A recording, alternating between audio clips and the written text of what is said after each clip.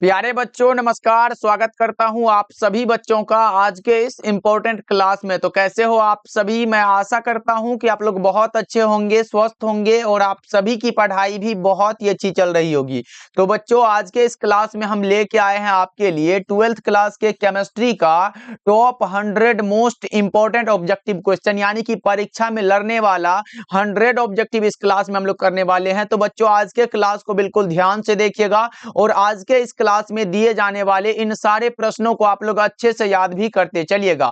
Okay बच्चों, चलिए फिर क्लास को स्टार्ट करते हैं और आप लोग भी हमारे साथ चैट सेक्शन में आंसर को लगाते चलिएगा। लास्ट में बताइएगा इस 100 ऑब्जेक्टिव में आप लोग सही कितना कर पाते हो। देखिए पहला नंबर सवाल आपके सामने है, सभी बच्चे आंसर को जरूर लगाते चलिएगा। देखिए पहला नंबर सवाल पूछा जा रहा है, ब्रेविस जालकों की संख्या कितनी होती है? सबसे ज्यादा इंपॉर्टेंट क्वेश्चन है, जल्दी से बता दो। तो बच्चों हमने बताया है अगर पूछे मूल क्रिस्टल तंत्रों की संख्या तो 7 लगाना, ब्रेविस जालक संख्या पूछे तो 14 लगाना और घनाकार क्रिस्टल में ब्रेविस जालकों की संख्या पूछे तो 3 लगाना। ये सब हमने बता चुका है बच्चा पार्टी, भूलना नहीं है। चलो आगे बढ़ते हैं। दूसरा नंबर सवाल देखिए, ये रहा आपके सामने, जल्दी से बता दो किस प्रकार के दोष में क्रिस्टल का घनत्व कम हो जाता है? कौन सा भाई ऐसा दोष है जिसमें क्रिस्टल का घनत्व कम हो जाता है? वो हमारा शॉर्टकी डिफेक्ट होता है। और फ्रेंकल दोष में क्या होता है? क्रिस्टल का घनत्व अपरिवर्तित रहता है, यानी कि इसमें कोई भी चेंजेस नहीं होता। ये याद रखोगे आप लोग, बहुत ज्यादा इंपॉर्टेंट है। ओके चलो आगे बढ़ते हैं।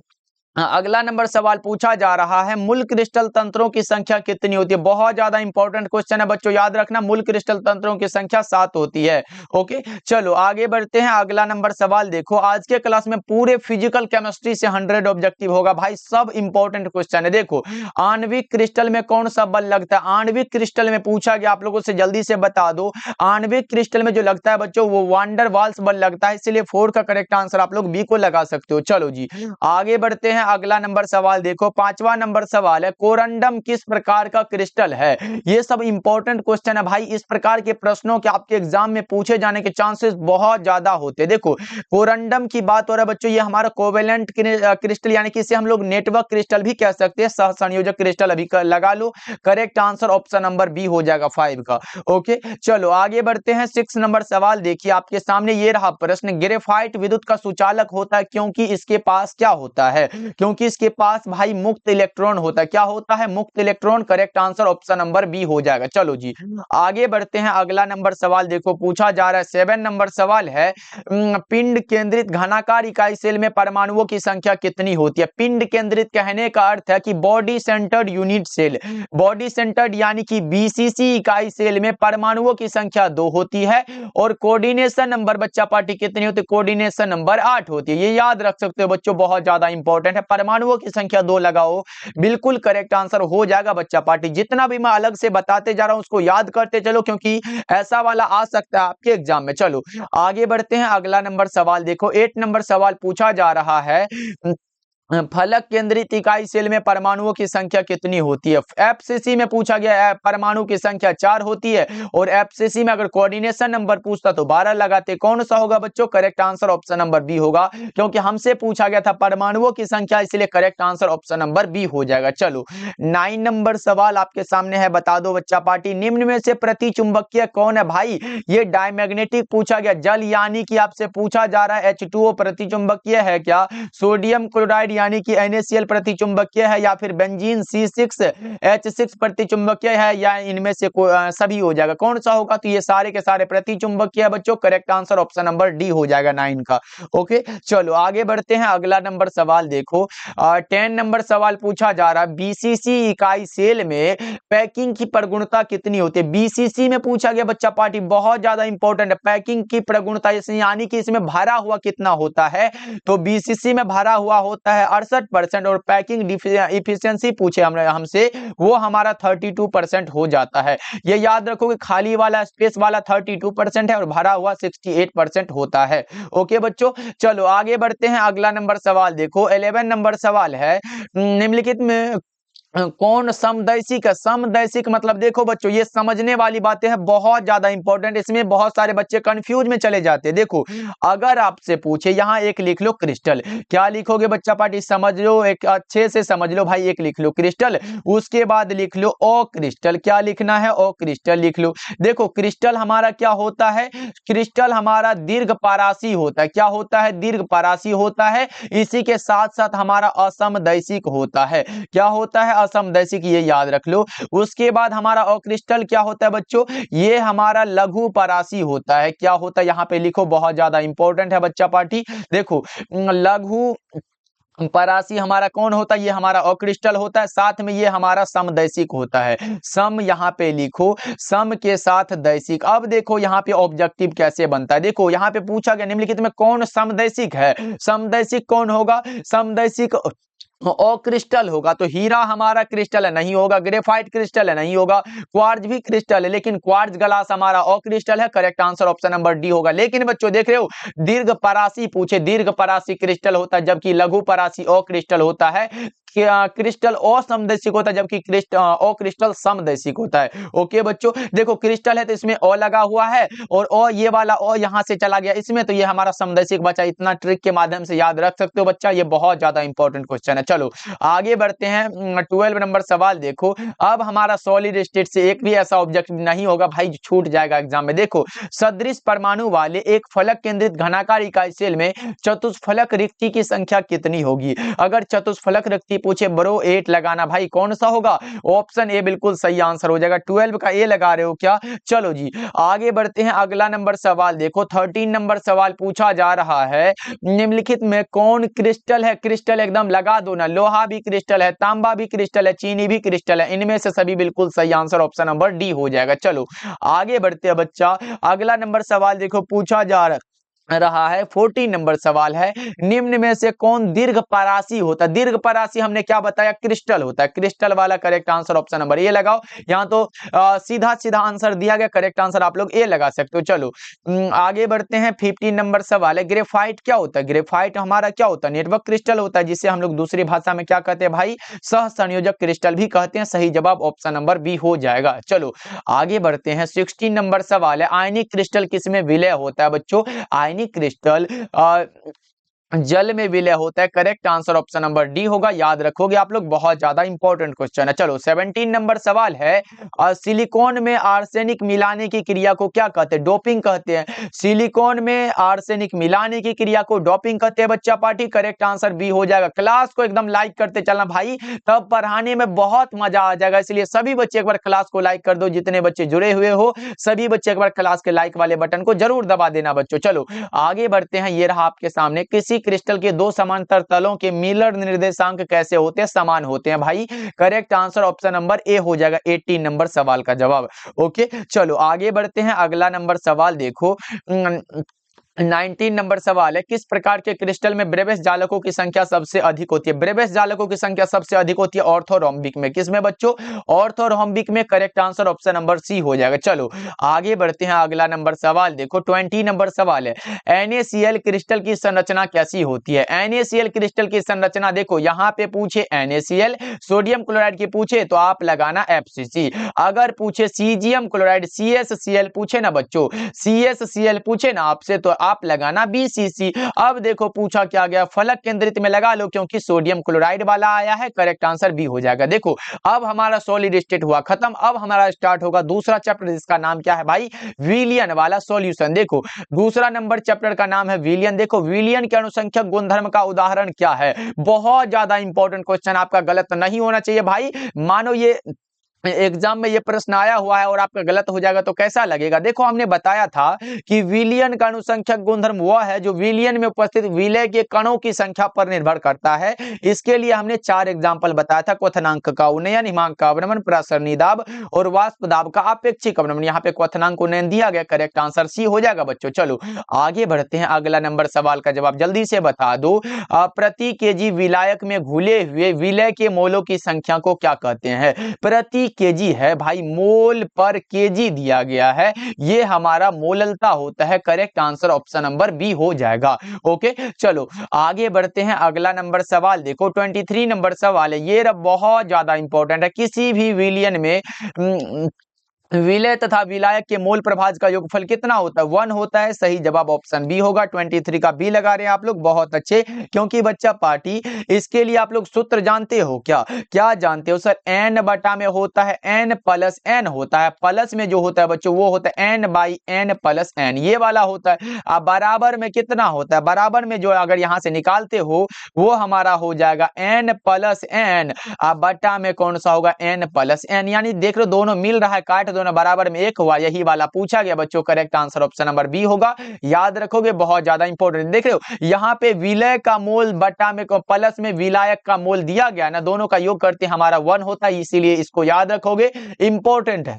चलो आगे बढ़ते हैं। 24 नंबर सवाल है, ताप का प्रभाव किस पर नहीं पड़ता? ये भी बहुत ज्यादा इंपॉर्टेंट है। वो मोललता होता है जिस पर कोई ताप का इफेक्ट नहीं होता। चलो आगे बढ़ते हैं। अगला नंबर सवाल है 25 नंबर सवाल है, आदर्श विलयन का निम्न में से कौन सा गुण है? आदर्श विलयन क्या करता है? डेल्टा एच मिक्स बराबर भी क्या होता है? डेल्टा एच बराबर भी 0 होता है और डेल्टा भी बराबर भी 0 होता है, यानी कि ये राउल्ट के नियम का पालन कर रहा है। करेक्ट आंसर ए हो जाएगा। चलो आगे बढ़ते हैं। 26 नंबर सवाल है, विलयन का अनुसंख्यक गुणधर्म निर्भर नहीं करता है। बच्चों यहां अच्छे से पढ़ रहे हैं, देखो नहीं करता है। हमने बताया था कि विलयन का अनुसंख्यक गुणधर्म विलय के कणों की संख्या पर निर्भर करता है, कणों के आकार या प्रकृति पर यह निर्भर नहीं करता। आकार पर निर्भर नहीं करता, प्रकृति पर निर्भर नहीं करता। और यहाँ पर यही पूछा गया। करेक्ट आंसर ए और बी दोनों लगा लो ना भाई, क्योंकि कणों की संख्या पर तो निर्भर करता है, ये कैसे हो सकता है? यहाँ पे करता है, नहीं करता है। चलो करेक्ट आंसर सी लगा लो आप लोग। चलो आगे बढ़ते हैं। 27 नंबर सवाल है, समुद्री जल को किस विधि से लवणहीन किया जाता है? रिवर्स ऑस्मोसिस के द्वारा, यानी कि उल्टा परासरण के द्वारा। करेक्ट आंसर बी हो जाएगा बच्चा पार्टी। आगे बढ़ते हैं। 28 नंबर सवाल है, हेनरी स्थिरांक का मान क्या होता है? आप लोगों ने पढ़ा होगा P बराबर KHX। ये KH जो होता है इसका मान ताप में वृद्धि के साथ बढ़ता है। Correct answer option number A होगा। टेम्परेचर बढ़ेगा तो ये भी बढ़ेगा। चलो आगे बढ़ते हैं। 29 नंबर सवाल है, पादप कोशिका तब सिकुड़ जाती है जब उसे रखा जाता है हाइपरटोनिक विलयन में। किसमें बच्चों? हाइपरटोनिक विलयन में। करेक्ट आंसर बी हो जाएगा। चलो 30 नंबर सवाल आपके सामने है और आप क्या लगाओगे इसका आंसर वो तो जल्दी से बता दो। किसी विलयन में परासरण दाब को निम्न में से किसके द्वारा बढ़ाया जा सकता है? तो विलय के अणुओं की संख्या को बढ़ाने पर परासरणी दाब बढ़ता है बच्चों। करेक्ट आंसर बी हो जाएगा। चलो आगे बढ़ते हैं। 31 नंबर सवाल देखो, अभी तो भाई बहुत सारा प्रश्न है, इसलिए सारे बच्चे एक बार क्लास को लाइक करते चलना, फटाफट से आंसर लगाते चलना हमारे साथ। देखो निम्नलिखित में किसका हिमांक अवनमन अधिकतम होगा? हिमांक अवनमन देखो, इसमें ना संयोजन ना वियोजन एक होगा, इसमें भी एक होगा। सोडियम क्लोराइड Na और Cl यानी कि इसमें 2 हो जाएगा। K2SO4 यानी कि K2 प्लस में SO4 2 प्लस 1 3 हो जाएगा। सबसे ज्यादा K2SO4 में होता है, ये याद रखोगे, कभी कभी ऐसे रहता है, तो ये सब याद रखने वाली चीज है। चलो आगे बढ़ते हैं। अगला नंबर सवाल है 32 नंबर सवाल, सिर्फ ये ही कण अर्धपारगम में झिल्ली से निकल पाते हैं? विलायक के कण होते हैं, विलायक के अणु होते हैं बच्चों। करेक्ट आंसर आपका ऑप्शन नंबर ए हो जाएगा। चलो आगे बढ़ते हैं। 33 नंबर सवाल है, शुद्ध जल का पीएच कितना होता है? पोटेंशियल ऑफ हाइड्रोजन जो होता है वो शुद्ध जल का वो 7 होता है। करेक्ट आंसर डी हो जाएगा। चलो आगे बढ़ते हैं। 34 नंबर सवाल है कि निम्नलिखित में कौन अनुसंख्यक गुणधर्म नहीं है?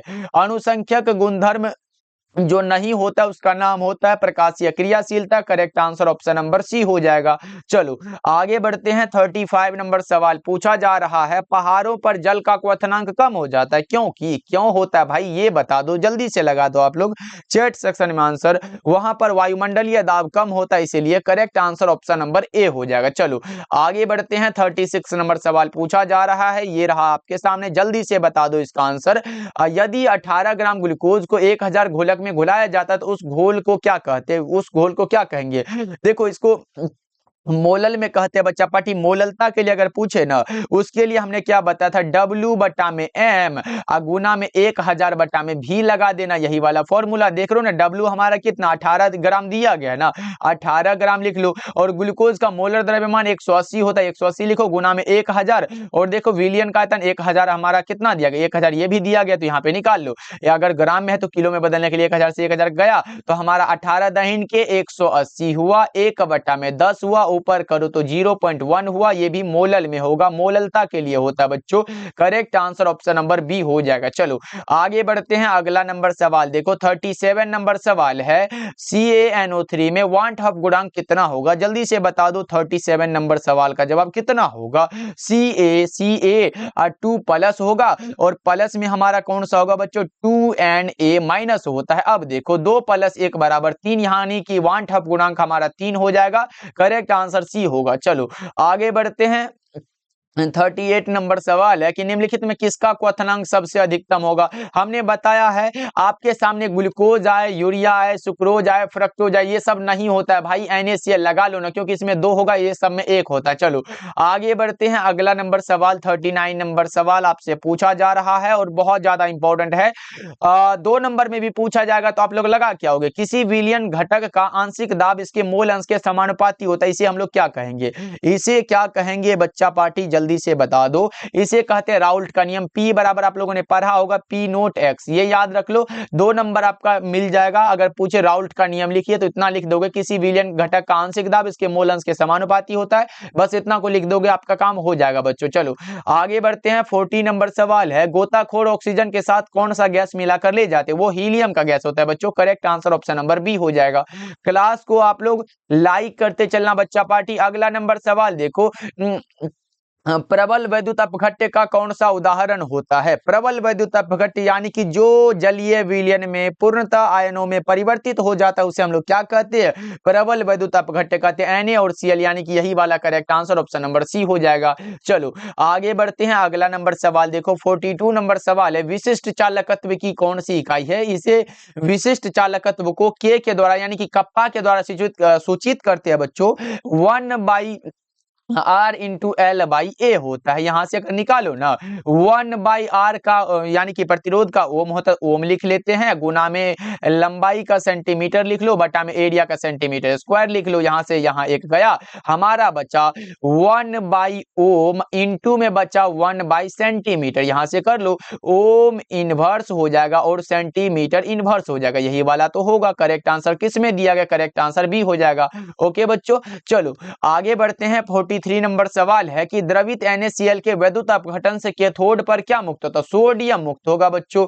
करेक्ट आंसर बी होगा 43 का। अगर आप लोग बी को लगा रहे हो तो सही हो जाएगा। कैथोड पर हमारा अवकरण होता है और सोडियम मुक्त होता है, और एनोड पर जो होता है वो ऑक्सीकरण होता है, ये क्लोरीन मुक्त होता है। चलो आगे बढ़ते हैं, अगला नंबर सवाल देखो, निम्नलिखित में कौन द्वितीयक सेल है, जल्दी से बता दो। द्वितीयक सेल कौन सा होता है, लेड स्टोरेज बैटरी होता है। कौन सा बच्चों, lead storage battery. Correct answer B हो जाएगा। चलो आगे बढ़ते हैं, अगला नंबर सवाल देखो, 45 नंबर सवाल है, किस प्रकार की अभिक्रिया में रेडॉक्स अभिक्रिया स्वतः होती है। कौन सा ऐसा अभिक्रिया है, ये बता दो, जल्दी से बताओ बच्चा पार्टी। वो विद्युत रासायनिक सेल होता है जिसमें की रेडॉक्स अभिक्रिया स्वतः होती है बच्चों। चलो आगे बढ़ते हैं, अगला नंबर सवाल है, ये रहा आपके सामने कि विद्युत रासायनिक सेल में जिंक की छड़ पर क्या होता है। विद्युत रासायनिक सेल में जिंक के छड़ पर ऑक्सीकरण होता है बच्चों। Correct answer option number A होगा, याद रखना, ये सब इंपॉर्टेंट क्वेश्चन है, पूछा गया आपके एग्जाम में। चलो आगे बढ़ते हैं, 47 नंबर सवाल है, किसी इलेक्ट्रोड के इलेक्ट्रॉन त्यागने या प्राप्त करने की प्रवृत्ति क्या कहलाती है, इलेक्ट्रोड विभव कहलाती है बच्चों। करेक्ट आंसर भी हो जाएगा। अगर 2 नंबर में पूछे इलेक्ट्रोड विभव क्या है, तो बच्चा इतना को लिख देना, आपका नंबर मिल जाएगा। चलो 48 नंबर सवाल है कि 96,500 कूलम बराबर कितना होता है। हमने क्या बताया था, 1 फैराडे बराबर 96,500 कूलम होता है, और बराबर में होता है 1 मोल इलेक्ट्रॉन होता है। ये याद रखोगे ना। करेक्ट आंसर कौन सा होगा, 1 मोल electron. Correct answer option number A हो जाएगा। चलो आगे बढ़ते हैं, अगला नंबर सवाल 49 नंबर सवाल है, बैटरी के द्वारा किसको बदला जाता है। बैटरी के द्वारा रासायनिक ऊर्जा को विद्युत ऊर्जा में बदलते हैं बच्चों। Correct answer option number number B होगा। बैटरी दो प्रकार के होते हैं, प्राइमरी एंड सेकेंडरी। ओके, चलो आगे बढ़ते हैं। अगला नंबर सवाल देखो, 50 नंबर सवाल है, लेक्लांचे सेल क्या होता है? लेक्लांचे हमारा प्राथमिक सेल होता है, प्राथमिक सेल है बच्चों। Correct answer option number A हो जाएगा। ओके, चलो आगे बढ़ते हैं। अगला नंबर सवाल देखो, 51 नंबर सवाल है, शुष्क सेल का विद्युत वाहक बल कितना होता है? जल्दी से बता दो बच्चा पार्टी, बहुत ज्यादा इंपॉर्टेंट है। और आप क्या लगाओगे? 1.5 volt. Correct answer option number A हो जाएगा। अगर मरकरी सेल आए, जो कि नीचे दिया हुआ है, मरकरी सेल का विद्युत वाहक बल कितना होता है? 1.35 वोल्ट। करेक्ट आंसर बी हो जाएगा। देखो हमने क्या बताया, शुष्क cell 1.5 volt, mercury cell 1.35 volt. इतना को तो लगा सकते हो ना बच्चों, बहुत ज्यादा इंपॉर्टेंट क्वेश्चन है। चलो आगे बढ़ते हैं। 53 नंबर सवाल है, सेल स्थिरांक क्या होगा? दो इलेक्ट्रोडों के बीच की दूरी एवं उसके अनुप्रस्थ काट के क्षेत्रफल के अनुपात को क्या कहते हैं? सेल स्थिरांक कहते हैं। x बराबर कह सकते हो हमारा क्या होगा? x बराबर आई बटा में a होगा क्या? यही वाला correct answer option number B होगा। l होगा भाई, यहाँ पे l होता है क्योंकि दो इलेक्ट्रोडों के बीच की दूरी और उसके अनुप्रस्थ काट के क्षेत्र पर l बटा में a कह सकते हो बच्चा पार्टी। 53 का क्या लगाओगे? ऑप्शन बी होगा। ओके, चलो आगे बढ़ते हैं। अगला नंबर सवाल देखो, पूछा जा रहा है, क्या है आपके सामने बता दो। ये रहा आपके सामने, यहाँ पे पूछा जा रहा है, जल का वैद्युत अपघटन कराने पर क्या होता है? जल का वैद्युत अपघटन कराने पर जो होता है, हाइड्रोजन गैस कैथोड पर मुक्त होती है, बिल्कुल सही है। ऑक्सीजन गैस एनोड पर भी मुक्त होती है, ये भी सही है। तो हमारा उपरोक्त दोनों कथन सही है ना बच्चा पार्टी, ऑप्शन सी लगा लो। चलो आगे बढ़ते हैं। अगला नंबर सवाल है, 55 नंबर सवाल है, सेल में रेडॉक्स अभिक्रिया होने के लिए सेल का विद्युत वाहक बल कैसा होना चाहिए? धनात्मक होना चाहिए बच्चों। Correct answer option number A होगा बच्चों। ओके, याद रखते चलो, हमारे साथ आंसर को लगाते चलो, हमारे साथ गुनगुनाते चलो। क्या गुना भाई, गाना मत गाने लगना। हम बोल रहे हैं कि हम जितना बोल रहे हैं ना, जैसे ये क्वेश्चन है तो क्वेश्चन को एकदम पढ़ने लग जाओ हमारे साथ। चलो आगे बढ़ते हैं। ये रहा, आयनीकरण का सिद्धांत किसने दिया था? आयनीकरण का सिद्धांत दिया था आर्हेनियस ने। किसने? आर्हेनियस ने। चलो आगे बढ़ते हैं। 57 नंबर सवाल है, निम्नलिखित में कौन विलयन में विद्युत का संचालन करते हैं? विलयन में विद्युत का जो संचालन करते हैं वो वैद्युत अपघट्य होता है। कौन होता है बच्चों? वैद्युत अपघट्य होता है। वैद्युत अपघट्य किसे कहते हैं? हमने क्या बताया, जो जलीय विलयन में पूर्णतः आयनों में एसोसिएट हो जाता है उसे हम लोग क्या कहते हैं? उसे हम लोग कहते हैं वैद्युत अपघट्य। चलो आगे बढ़ते हैं। अगला नंबर सवाल है 8 नंबर सवाल, गैल्वेनिक सेल में एनोड क्या होता है? गैल्वेनिक सेल में एनोड ऋणात्मक इलेक्ट्रोड होता है। Correct answer option number A होगा। ओके, चलो आगे बढ़े बच्चा पार्टी। 58 का क्या लगाए हो? ऑप्शन नंबर ए, बहुत अच्छे। आगे बढ़ते हैं। हाइड्रोजन ऑक्सीजन सेल निम्नलिखित में किस तरह का सेल है? हाइड्रोजन ऑक्सीजन सेल ईंधन सेल का उदाहरण है बच्चों। Correct answer option number C हो जाएगा। ओके, चलो आगे बढ़ते हैं। 60 नंबर सवाल है आपके सामने, बता दो क्या होगा, किसी सेल अभिक्रिया की साम्यावस्था पर सेल का विद्युत वाहक बल कितना होता है? बहुत ज्यादा इंपॉर्टेंट क्वेश्चन है, आपके एग्जाम में पूछा जा चुका है, इसलिए हम बता रहे हैं, जल्दी से बता दो। ओके ओके, कौन सा? शून्य हो जाएगा। करेक्ट आंसर भी होगा बच्चों। ये प्रश्न बहुत ज्यादा इंपॉर्टेंट है, याद रखोगे आप लोग। चलो आगे बढ़ते हैं। 61 नंबर सवाल है, कारक जो अभिक्रिया को, अब हमारा स्टार्ट हुआ है केमिकल काइनेटिक्स चैप्टर, जिसका नाम है रासायनिक बल गति की। देखो कारक जो अभिक्रिया की दर को प्रभावित करता है वो कौन सा होता है? ताप होता है, दाब होता है, सांद्रण होता है, इनमें से सभी लगा लो। और बच्चों आपसे पूछेगा अभिक्रिया के दर को प्रभावित करने वाले कारकों को लिखे, ये 2 नंबर में पूछेगा। अगर इतना भी लिख दे ना भाई, ताप का प्रभाव, दाब का प्रभाव और सांद्रण का प्रभाव, 2 नंबर आपका कोई नहीं काटेगा। Temperature, pressure and concentration, all of these हो जाएगा। चलो आगे बढ़ते हैं। अगला नंबर सवाल देखो, जब उत्प्रेरक का उपयोग साम्यावस्था में किया जाता है तो सक्रियण ऊर्जा क्या होता है? घटता है। सक्रियण ऊर्जा डिक्रीज होता है। करेक्ट आंसर बी हो जाएगा। 63 नंबर सवाल का जवाब बता दो, अभिक्रिया के पश्चात उत्प्रेरक की मात्रा क्या होती है? अपरिवर्तित रहती है बच्चों। क्या होती है? अपरिवर्तित रहती है। करेक्ट आंसर आपका ऑप्शन नंबर ए हो जाएगा। चलो आगे बढ़ते हैं। ये रहा आपके सामने प्रश्न और बहुत ज्यादा इंपॉर्टेंट क्वेश्चन है। प्रथम कोटि की अभिक्रिया के लिए वेग स्थिरांक की इकाई क्या होती है? जल्दी से बताओ, इसका आंसर फटाफट से लगा दो। आर बराबर कह सकते हो, क्या लगाओगे? आर बराबर के इंटू सांद्रता क्या होगा? ये देखो, अगर प्रथम कोटि है तो पावर ए लगा दो, और कोई भी पावर है तो कौन सा होगा? यहां से अगर निकालते हो, हमें निकालना क्या है भाई? के की इकाई, वेग स्थिरांक निकालना है ना। तो के बराबर क्या लिखोगे? के बराबर लिख लो आर बटा में कौन सा लिखोगे? ए लिख लो। इतना तो लिख सकते हो बच्चा पार्टी। आर का क्या होता है? आर का होता है मोल litre inverse second second inverse बटा में होता है मोल लीटर इनवर्स। मोल लीटर इनवर्स से लीटर इनवर्स गया, बचा कौन सा? Second inverse. यही वाला तो पूछा गया, correct answer option number A हो जाएगा। ओके बच्चों, और अगर पूछे शून्य कोटि के लिए तो शून्य कोटि के लिए होता है मोल लीटर इनवर्स सेकेंड इनवर्स। ये याद रखो, ये हमारा शून्य कोटि के लिए होता है। ओके चलो आगे बढ़ते हैं। अगला नंबर सवाल देखो, 65 नंबर सवाल है, किसी प्रथम कोटि की अभिक्रिया का वेग स्थिरांक निर्भर नहीं करता। किस पर नहीं करता है? अभिकारकों की सांद्रता पर यह निर्भर नहीं करता है। Correct answer option number C हो जाएगा। चलो आगे बढ़ते हैं बच्चा पार्टी। ये रहा आपके सामने प्रश्न, और बता दो किसी रासायनिक अभिक्रिया की दर क्या होती है? किसी भी रासायनिक अभिक्रिया की दर समय के साथ घटती है। क्या होती है बच्चों? घटती है। लेकिन हमें से यहां नहीं पूछा गया किसी रासायनिक अभिक्रिया की दर ताप बढ़ने से बढ़ती है, घटती है, ताप पर निर्भर नहीं करती, या फिर ये सब नहीं होगा। भाई ताप बढ़ेगा तो ये रासायनिक अभिक्रिया की दर भी बढ़ेगी। करेक्ट आंसर ए होगा। लेकिन एक प्रश्न ऐसा आया था आपकी बार कि किसी रासायनिक अभिक्रिया की दर समय के साथ क्या होती है, तो समय के साथ घटती है लेकिन ताप बढ़ने पर बढ़ती है। बच्चों ये दोनों में अंतर समझो, बहुत ज्यादा इंपॉर्टेंट है। चलो आगे बढ़ते हैं। 67 नंबर सवाल पूछा जा रहा है, वह अभिक्रिया जिसमें दो अभिकारक भाग लेकर उत्पाद बनाते हैं क्या कहलाते हैं? अगर दो अभिकारक भाग ले द्विअणु कहलाएगा, तीन अणु है तो त्रिअणु कहलाएगा, एक अणु होगा एक अणु कहलाएगा, और अनुक्ता का अधिकतम मान 3 ही होता है। इसके आगे मत बढ़ जाना आप लोग। चलो आगे बढ़ते हैं। 68 नंबर सवाल है, शून्य कोटि की अभिक्रिया की दर क्या होती है? जल्दी से बता दो। शून्य कोटि के लिए पूछा गया, जीरो ऑर्डर रिएक्शन के लिए mole litre inverse second inverse हमने बताया है बच्चों।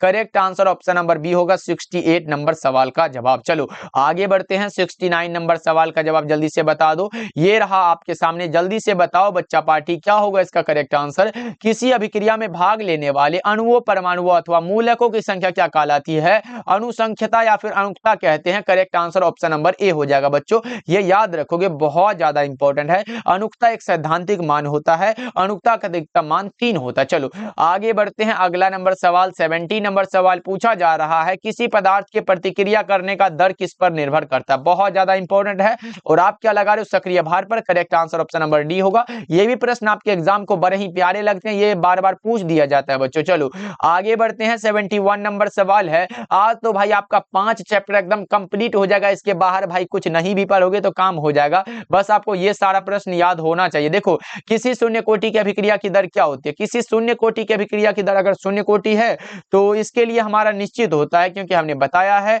एक बार ऐसा सवाल आया था कि किस कोटि की अभिक्रिया के लिए वेग तथा वेग स्थिरांक की इकाई समान होती है, तो शून्य यानी कि निश्चित होती है बच्चों। Correct answer option number A हो जाएगा। चलो आगे बढ़ते हैं। 72 नंबर सवाल है, किसी रासायनिक अभिक्रिया में वेग निर्धारक पद कौन सा होता है? वो मंद पद होता है बच्चों। Correct answer option number A हो जाएगा। चलो आगे बढ़ते हैं। 73 नंबर सवाल आपके सामने है, किसी रासायनिक अभिक्रिया में किसी भी क्षण ज्ञात किया गया वेग क्या कहलाता है? तात्क्षणिक वेग कहलाता है। क्या कहलाता है बच्चों? तात्क्षणिक वेग। Correct answer option number C हो जाएगा। आगे बढ़ते हैं। 74 नंबर सवाल का जवाब जल्दी से बता दो, क्या होगा इसका करेक्ट आंसर?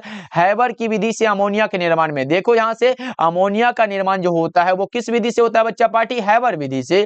इसमें कौन सा उत्प्रेरक का प्रयोग होता है? लोहे का, महीन पाउडर का। Correct answer option number A हो जाएगा। ओके बच्चों चलो आगे बढ़ते हैं। 75 नंबर सवाल पूछा जा रहा है, किस कोटि की अभिक्रिया के लिए वेग तथा वेग स्थिरांक की इकाई समान होती है?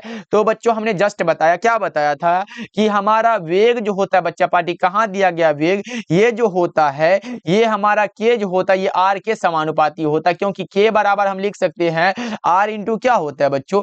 आर ऐसे सांद्रता ए पर 0 होगा क्योंकि शून्य कोटि होता है। यहां से करते हो तो के बराबर क्या होगा? कोई भी अगर 0 हो तो पावर में 1 हो जाता है, तो के आर बराबर के होगा, के बराबर आर। यही वाला पूछा गया। करेक्ट आंसर ए लगा लो। ये बराबर है या ये इसके बराबर है, कोई बात बराबर है। चलो आगे बढ़ते हैं। 76 नंबर सवाल है, अभिकारक अणुओं को उत्पाद में परिवर्तित होने के लिए आवश्यक न्यूनतम ऊर्जा जो होता है वो क्या होता है?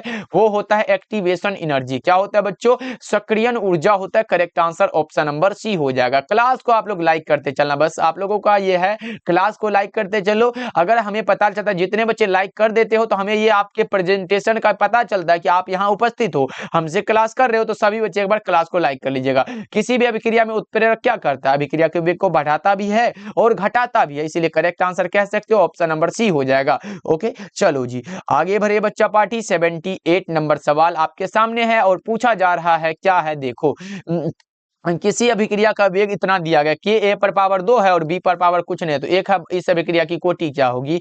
तो हमने क्या बताया था, वेग समीकरण में प्रयुक्त सांद्रण पदों के घात के योगफल को इसे क्या कहते हैं, अभिक्रिया की कोटि कहते हैं। 2 है तो 2 प्लस में 1 है बराबर में 3। देख रहे हो कितना आसान जोड़ घटाव वाला सवाल पूछा भाई, एकदम आसान तरीके से आप लोग लगा के आओगे। चलो आगे बढ़ते हैं। अगला नंबर सवाल है कि प्रथम कोटि की अभिक्रिया के लिए हाफ लाइफ कितना होता है, 0.693 बाई के होता है। ये किस में दिया गया, 0.693 by K. Correct answer option number B हो जाएगा। चलो आगे बढ़ते हैं। 80 नंबर सवाल है, निम्न में से किस समीकरण के द्वारा त्वरित वेग को बताया जाता है, माइनस डीसी बटा में dt होता है। Correct answer option number A हो जाएगा बच्चों। चलो अब हमारा स्टार्ट होगा सरफेस केमिस्ट्री, जिसमें कि पहला नंबर सवाल यानी कि 81 नंबर सवाल है, रासायनिक अधिशोषण कैसी अभिक्रिया। रासायनिक अधिशोषण अनुत्क्रमणीय और भौतिक अधिशोषण उत्क्रमणीय होता है, ये याद रखोगे। रासायनिक अधिशोषण क्या होता है, एक लेयर होता है, जबकि भौतिक अधिशोषण में बहुत सारा लेयर होता है, बहुआण्विक स्तरीय बनाता है। चलो आगे बढ़ते हैं। अगला नंबर सवाल है 82 नंबर सवाल है, निम्न में से किसमें टिंडल प्रभाव नहीं पाया जाता। टिंडल प्रभाव जिसमें नहीं पाया जाता वो चीनी का घोल होता है। कौन सा बच्चों, चीनी के घोल में। Correct answer option number A हो जाएगा। चलो आगे बढ़ते हैं बच्चा पार्टी। 83 नंबर सवाल है, P2O5 अच्छा क्या है, एक प्रकार का P2O5 जो होता है अच्छा एक अवशोषक होता है। क्या होता है, अवशोषक। Correct answer option number B हो जाएगा। चलो आगे बढ़ते हैं। 84 नंबर सवाल है, निम्नलिखित में कौन लायोफिलिक कोलाइड है। लायोफिलिक कोलाइड गम होता है, गोंड होता है। कौन सा गम भाई, वो जिंदगी वाला गम नहीं है, ये चिपकाने वाला गम है, एकदम चिपक जाने वाला। चलो आगे बढ़ते हैं। अगला नंबर सवाल देखो, 85 नंबर सवाल है, भौतिक अधिशोषण में लगभग उष्मा उत्सर्जित होती है, वो भी किलो जूल पर मोल में। तो हम कहेंगे 20 से लेके 40 किलो जूल पर मोल है, 20 से लेके 40 किलो जूल पर मोल है, तो ये भौतिक अधिशोषण का होता है। और 40 से लेके 400 किलो जूल पर अगर मोल है, ये हमारा हो जाता है रासायनिक अधिशोषण के लिए। तो करेक्ट आंसर हम कहेंगे ऑप्शन नंबर ए बिल्कुल सही आंसर हो जाएगा। चलो आगे बढ़ते हैं। 86 नंबर सवाल आपके सामने है, जल्दी जल्दी से आप लोग चैट सेक्शन में आंसर को लगाते चलो बच्चा पार्टी। बहुत ज्यादा इंपॉर्टेंट क्वेश्चन आ चुका है। रासायनिक अधिशोषण में कितनी परतें होती है, सभी बच्चे एक बार बता दो। रासायनिक के लिए हमने क्या बताया, ये एक स्तर बनाता है, एक आणविक स्तर को बनाता है, एक परतें होती है। चलो आगे बढ़ते हैं। अगला नंबर सवाल का जवाब जल्दी से बता दो। 87 नंबर सवाल है, दूध निम्नलिखित में से किसका उदाहरण, तो दूध पायस का उदाहरण है, इमल्सन का उदाहरण है बच्चा। Correct answer option number A हो जाएगा। चलो आगे बढ़ते हैं। 88 नंबर सवाल है, टिंडल प्रभाव पाया जाता है किसमें, टिंडल प्रभाव सॉल्ट में पाया जाता है बच्चों। Correct answer option number C हो जाएगा। 88 का क्या लगा रहे सारे बच्चे, सी वाला ऑप्शन सही हो जाएगा। चलो आगे बढ़ते हैं। अगला नंबर सवाल आपके सामने है, बता दो निम्नलिखित में कौन लायोफिलिक कोलाइड नहीं है। लायोफिलिक कोलाइड वो भी नहीं है, लायोफिलिक कोलाइड यानी कि द्रव स्नेही कोलाइड, और लायोफोबिक पूछता तो द्रव विरागी कहते, लेकिन हमारा लायोफिलिक नहीं है, मतलब लायोफोबिक होगा, कुहासा हो जाएगा। Correct answer option number C हो जाएगा। चलो आगे बढ़ते हैं। 90 नंबर सवाल है कि तेल को वसा में बदलने हेतु प्रयुक्त उत्प्रेरक कौन सा होता है, निकेल होता है बच्चों। करेक्ट आंसर सी हो जाएगा। चलो आगे बढ़ते हैं। 91 नंबर सवाल है, आपके सामने ये रहा, आपके सामने जल्दी से बता दो, अपमार्जक को क्या कहा जाता है। अपमार्जक को कहा जाता है पृष्ठ सक्रियन यानी कि सरफेस एक्टिवेटर कहा जाता है बच्चों। Correct answer option number A हो जाएगा। चलो आगे बढ़ते हैं। 92 नंबर सवाल का जवाब जल्दी से बता दो, क्या होगा। यूरिएज उदाहरण है किसका, यूरिएज उदाहरण होता है एक एंजाइम का। किसका बच्चों, एक एंजाइम का। Correct answer option number C हो जाएगा, याद रखोगे आप लोग। चलो आगे बढ़ते हैं। अगला नंबर सवाल 93 नंबर सवाल है, रक्त पर कैसा आवेश पाया जाता है। रक्त पर ऋणात्मक होता है, र से रक्त, बस र से ऋणात्मक, याद रख लो, इंपॉर्टेंट है। चलो आगे बढ़ते हैं। 94 नंबर सवाल है कि उत्प्रेरक की व्याख्या सबसे पहले करने वाला वैज्ञानिक का नाम था बर्जीलियस। क्या था बच्चों, Berzelius. Correct answer option number D हो जाएगा। चलो आगे बढ़ते हैं बच्चा पार्टी। ये रहा, स्टार्च के जल अपघटन में निम्नलिखित में किस एंजाइम का उपयोग होता है। स्टार्च के जल अपघटन में जिस एंजाइम का उपयोग होता है उसका नाम आपको बताना है, जल्दी से बता दो। डाइस्टेज होता है। Correct answer option number D हो जाएगा। ओके, ओके, चलो आगे बढ़ते हैं। अगला नंबर सवाल ये रहा आपके सामने, बता दो टॉयलिन नामक एंजाइम का स्रोत कौन सा होता है? टॉयलिन नामक एंजाइम जीभ की लार होता है क्या बच्चों? सही जवाब ऑप्शन नंबर ए हो जाएगा। चलो 97 नंबर सवाल को देखते हैं। ये रहा आपके सामने, उत्प्रेरक कितने प्रकार के होते हैं? उत्प्रेरक दो प्रकार के होते हैं, समांग उत्प्रेरक और विषमांग उत्प्रेरक। कितना हुआ? दो हुआ। करेक्ट आंसर ए लगा लो बच्चों। उत्प्रेरक का क्या कार्य है? उत्प्रेरक अभिक्रिया के वेग को बढ़ाता है और घटाता है। उत्प्रेरक का व्याख्या किसने किया था? बर्जीलियस साहब ने किया था। इतना तो हमने पहले भी पढ़ चुका है। चलो आगे बढ़ते हैं। 98 नंबर सवाल आपसे पूछा जा रहा है, जो पदार्थ जल का पृष्ठ तनाव कम कर देते हैं क्या कहलाते हैं? कम कर दे रहा है, पृष्ठ सक्रिय कारक होगा। कौन सा होगा बच्चों? पृष्ठ सक्रिय कारक। करेक्ट आंसर डी हो जाएगा। 99 नंबर सवाल का जवाब बता दो, विद्युत क्षेत्र के प्रभाव से कोलाइडी कणों का गमन क्या कहलाता है? यह कहलाता है वैद्युत कण संचलन। Correct answer option number D हो जाएगा, याद रखना बच्चों। चलो और आज के क्लास का हमारा लास्ट सवाल आपके सामने है, अधिशोषण की प्रक्रिया होती है। अधिशोषण हमारा पृष्ठीय घटना होता है, जबकि अवशोषण हमारा जो होता है ये अंदर वाला भाग होता है, यानी कि पृष्ठीय घटना। Correct answer option number B हो जाएगा। ओके, 100 का अगर आप बी लगाए हो तो 100% सही आंसर हो जाएगा। अब आप लोग कमेंट करो, पहले एक कमेंट ये करो कि आज का क्लास आपको कैसा लगा, या दूसरा कमेंट ये होना चाहिए कि इस 100 ऑब्जेक्टिव में आप सही कितना कर पाए हो। ओके बच्चों, अब ये हमारा 2 कमेंट सारे बच्चे का आना चाहिए, क्लास कैसा लगा और ये इसमें कितना सही कर पाए हो। ओके बच्चों, चलो और जितने बच्चे अभी तक क्लास को लाइक नहीं किए हो तो भाई सारे बच्चे क्लास को लाइक कर लीजिएगा, और चैनल पे पहली बार जुड़ रहे हो तो सब्सक्राइब करते चलिएगा। डेली क्लास का टाइम हमने बताया शाम के 6 बजे और शाम के 8 बजे होता है, ज्वाइन भी करिएगा आप लोगों के।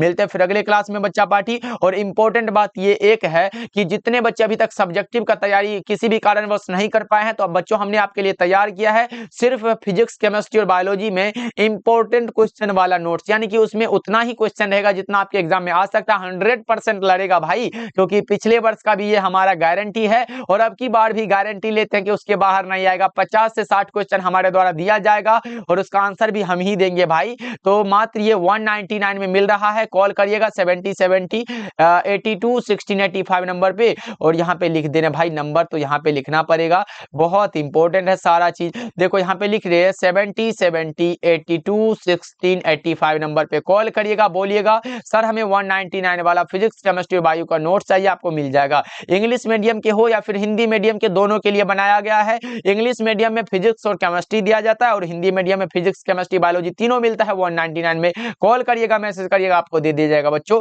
मिलते हैं फिर अगले क्लास में। आप लोग अपना ध्यान रखिएगा, क्लास को लाइक कर लीजिएगा।